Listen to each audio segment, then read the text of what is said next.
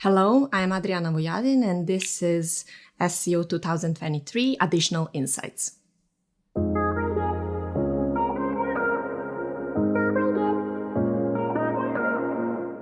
Adriana, what's your additional insight for SEO in 2023? Well, working on your mindset will make you a powerful SEO professional. Wow, okay, powerful SEO professional. So let's break that down. What does working on your mindset actually mean in practice?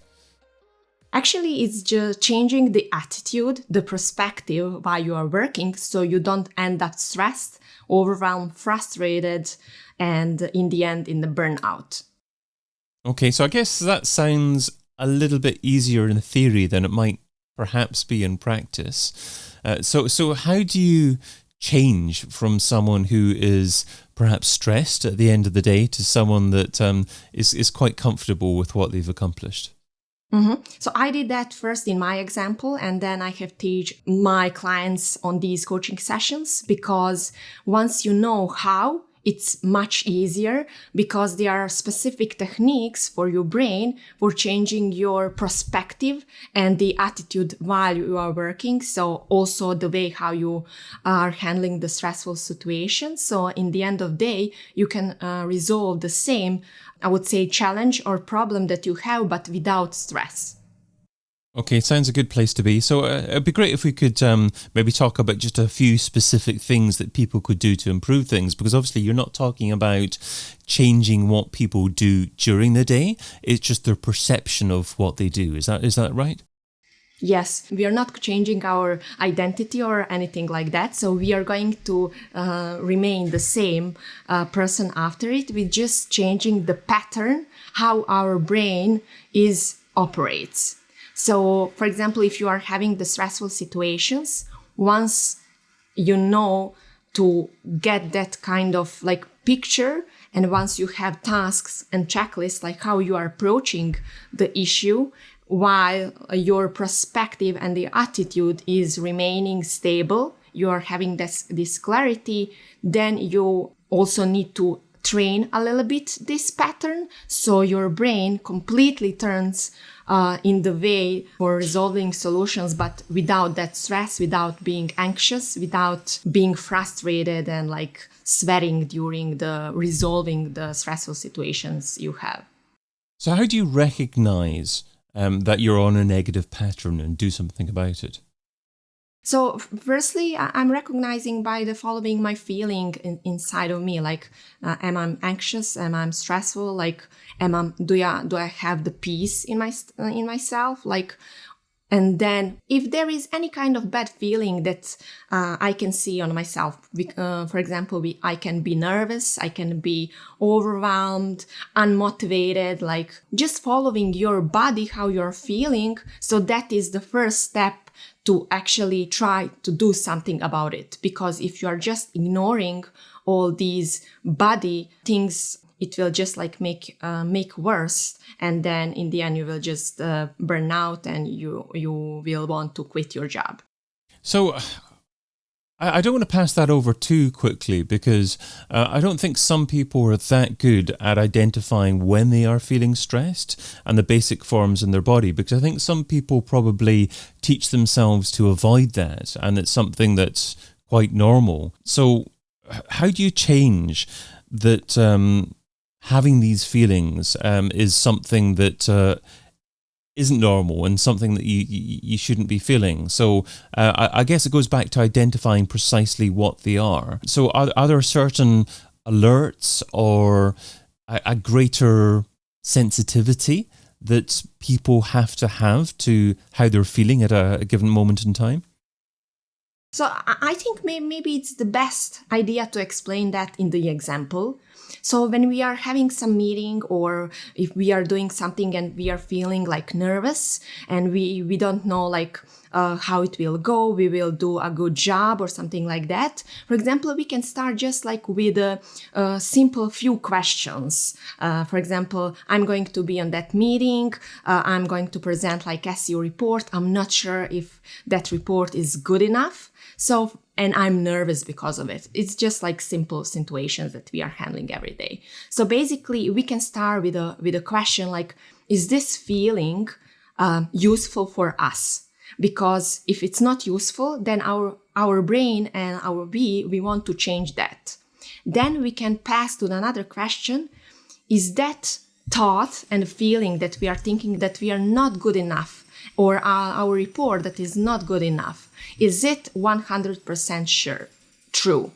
Because usually in the first glance we will say, yeah, that's accurate, that's 100% true. But in the second glance, if we are asking ourselves like, hey, is this like 100% true in all situations? Then we are allowing ourselves to see like, hey, did I have like any situation in the past that I was thinking that my report hasn't been good enough, but it turned out like that was just fine? Especially if you are just like in the few first years of your SEO experience, like your report is enough, but also there are like so many things that you will improve by the time, but you can't make a SEO report after 2 or 3 years as you will do after like 5 or 6. So just like to put that pressure off, calm you down, and then create another thought which will be more peaceful for you. For example, I did everything what I could for this report.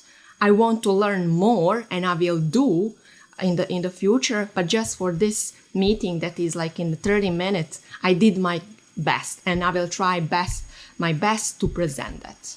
And then you are seeing that you are getting different feeling. You are calming yourself down. Definitely there are also some worksheets that I'm giving my clients and all these things, but just like for this reference, there are a couple of these questions that you can see that they are making the impact.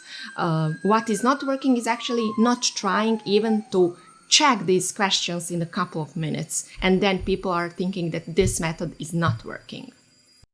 Okay, great. I can certainly see how that can help. And is it possible to get to a stage where this can be done automatically and you never have to worry again? Or are you always going to be manually checking, okay, am I feeling too stressed? Is it reasonable that I'm feeling too stressed, or should I be perceiving this situation in a different way? Do you always have to manually check yourself to do that? Or can you start to automate your feelings so that you never get to that stress level in a work situation? There is just few times if you are doing like in the first glance, and then you're starting to automatically get that questions answered. So I would say just like at least couple of times try. At least there is a bigger power if you do that in writings on the paper in the first place. And then after like even 10 times dealing with these situations, like you're picking that pattern automatically. So after 1 month or something, like you're already know your answers, and you're automatically like more calm, and because you are having that clarity why you are having these stressful situations and what are the answers in the end. And of course, sometimes the answer is actually being stressed is quite a normal emotion to have to a certain situation. You might have a client that's being unreasonable. You might have committed yourself to be working many hours a day and find yourself in a situation where it is stressful to do work, and it's quite a reasonable response to be stressful. If someone's in that situation, do they need to work towards working less? Do they need to be replacing clients, or are those reasonable responses and actions to have? Yeah, so I would say we can't avoid these stressful situations, but what we can do is actually change our attitude toward that stressful situation. So being in stress is not normal. Being in stress is not something that we want to be. There is just like industry that is encouraging like this hustle culture. And then people are thinking that being in stress every day is something normal.